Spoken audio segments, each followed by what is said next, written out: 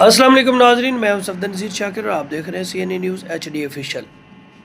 آج تھانہ کور کی حدود پل پیرا جھامرا روڈ پر شہباز کرانہ سٹور پر بڑی چوری کی واردات ہوئی ہے۔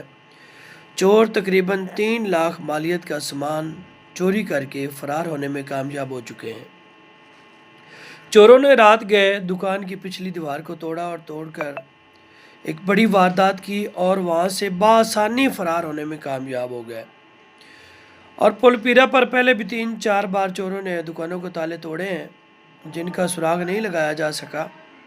تو اہل علاقہ میں تشویش کی لہر ہے کہ اسی طرح چوری کی اور چوروں کی وارداتیں جو ہیں بڑھتی جا رہی ہیں اور ان کے روک تھام کے لیے بھی کوئی اقدامات نہیں اٹھائے جا رہے۔